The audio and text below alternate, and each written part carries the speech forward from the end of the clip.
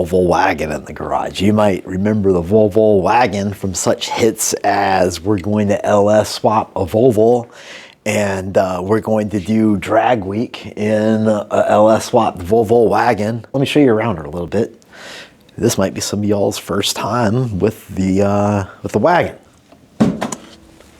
The interior looked even better than this. I've kind of busted it up because I've had it for, I don't know, 6 years. This motor literally owes me nothing.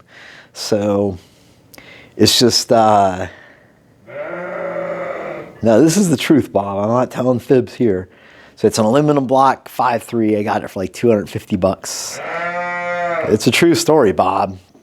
I mean, I paid it another 200 bucks for the transmission. That transmission's in the Phoenix, and this engine was in the Phoenix originally, but it had a bent rod. I can show you, it's up there. And eventually I figured that out, that's why it was cheap and it had a bent rod. And I just threw a new rod in, I drove it around, bought some injectors, took it to the tuner. The injectors weren't working. The tuner tuned it. Not the tuner's fault, because how does he know? And rattled the bearings out of it, pulled it apart, threw another rotating assembly in it, and stuffed it in the Volvo because I was like, hey, I'll save 100 pounds. I had a cast iron block in this guy, and it really seemed heavy for the Volvo. It really appreciated that 100 pounds off the nose. So yeah, I threw that. I just threw a rotating assembly in there. I think these may be ported and polished heads. They might just be regular 243 heads. It does have a cam in it. I don't really remember. It's been so long. The only reason it's got the fancy intake is that's all I could afford at the time. I think we were doing this during the COVID years, and boy, it was an exercise in patience, that's for sure. Long story short is this engine's been busted so many times that it really just needs to come out. I got a friend who's brilliant. He built that motor. Is it over there? I can't tell. Oh yeah, see that wad of green wrappy wraps underneath the Honda sign? He built that motor for me, and I think I have him go through this. I was kind of thinking about maybe I'll send it off and get it sleeved and do like a 427. You know, if I didn't smoke the journals too bad. We'll see what they look like. So I'm sure they got hot because I know. But yeah, maybe we can save this, maybe not. But again, I don't really feel too bad. It seems like most everything's stuck together, and I might even be able, in the worst case scenario, still be able to use parts off of this guy. And we just learned a lesson. Another lesson I learned was why didn't you check your oil, Mike? Well, because this, dude. And what I found out, because I bought one for that Mustang I was building for my buddy Pete, because I can't get this in or out. So I was kind of like, well, I just changed the oil a little while. Of course, every single launch that I do is like a full-on drag launch. So, yeah, I think I'm an idiot. no peanut gallery that time. So, that's it. Oh, the other thing I learned, like I was saying, was that those dipsticks are, if you get them from Dorman, they're too wide to fit through the GM dipstick tubes, or some of the Dorman dipstick tubes. And I don't know, maybe it was because I was mixing and matching, but on Pete's, the same thing. I couldn't get it shoved in, and I don't care if it's mine. I'll just, and I'll wreck my own engine, my own shit, but it's somebody else's stuff, so I had to get to the bottom of it. And what I found was the actual width of that dipstick was too wide, and I had to grind it down to fit. So anyway, just if you're having trouble, I just haven't had trouble with dipstick. I haven't had a lot of luck with dipsticks. Like this guy that got crushed and just doesn't really want to go in all the way. Whatever. But we're going to get all that taken care of. The plan is to pull this guy out, stick it over here somewhere, and take this guy and put it back in. We're signed up for Rocky Mountain Race Week mega super thing that's happening in June. So we're excited about that. We're going to take the wagon. I have an old buddy that I like to take with me. We'll see. So I'm signed up for a 12.0 bracket. I think our best run was like a 1320 in the wagon with the 5.3 and the broken rear end, and we were on Struggle Street. So with that being said, what I would like to do is get this guy out and get this guy in. It should be 100 horsepower more, which should help, right? Like should get us closer to that 12 something, hopefully. It might even be better than that. So this one wasn't bad. It was a pretty peppy 5.3 for 243 heads on it. I do believe that it's the 3rd gen rotating assembly, so it might be a little light on compression.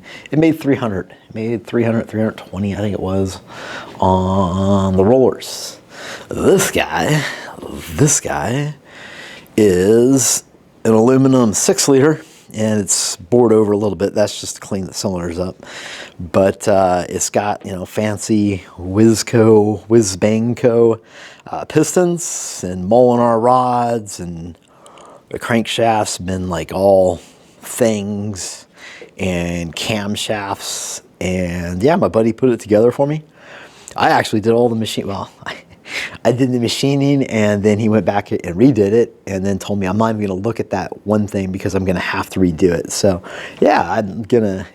So I guess if it fails, I have no one to blame but myself. You got no one to blame, which is fine. I'm all about radical self accountability. I'm gonna take this guy. It should be an extra 100. I'm guessing. I'm hoping. I'm praying for 120-ish horsepower, but we'll see. And we'll stick it in this. Will the 4L60 hold up? Will the stock rear end hold together? I don't know. I can rip this motor out and stuff that, if I have the parts. I don't know. I haven't really thought about it. There shouldn't be too much difference here. I do have the LS3 intake that I need to go to a square port. But I haven't really went through and figured out if it should just drop in. but we'll see. The other thing is, like, this is one of my wiring. It was one of my first wiring jobs, and it is really bad. And I kind of want to redo that. So the smart thing to do would be to pull this out and redo that wiring while I got the engine out and I can get to everything easily. Yeah, so I'll probably do that. We're going to have to pull these exhaust manifolds off and drain all the fluids. And so let's get this guy up in the air and start draining some fluids and doing some stuff.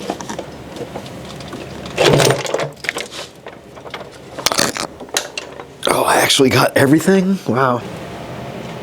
This wasn't even a ported heads. These are just regular ass heads. All right, that'll probably be the screenshot. The snapshot, whatever the hell we put up on the YouTube. That's probably going to be it right there. That's pretty cool, right? It's almost doable, like almost. But it's kind of nonsense. It would be kind of silly to have that up in here. I do need to take some photos of this, because some detailed shots of how this sits, so I'll have a better idea when I go to do the Fairmont, because we're going to put this is actually exactly what the plan is. This is the 5.3. I was just going to get the adapters and run that in the Fairmont like this. So that actually is the plan, but not in the Volvo. And the horsepower will probably be similar, because this thing is going to be surprisingly powerful. I think the biggest restriction on this is just going to be the exhaust system, because it's pretty mild on this. But it's a big power plant. Oh, and made to flow well. And this guy, it's a 5.3 instead of a 6-liter. And yeah, I mean, no matter what it does, it's got to turn this big heavy son of a bitch, which loses a ton of power. So you know, I don't expect to make much more power than probably the naturally aspirated 6-liter. I bet a 427 and this would probably be about. I bet the 427 would be better, but it wouldn't make cool noises. And that's all we really want to do. We're going to put that in the Fairmont with the sole intent of making cool noises. We're not going to put it in the wagon. The wagon is going to be just fine. We just need to put the new engine in there. But I kind of couldn't help myself from doing that, since it was sitting there, and taking a look, trying to shut the hood. Hood doesn't close, but it's not far off. I've known that people have done this before, so it would be cool. Maybe it's a someday project, right?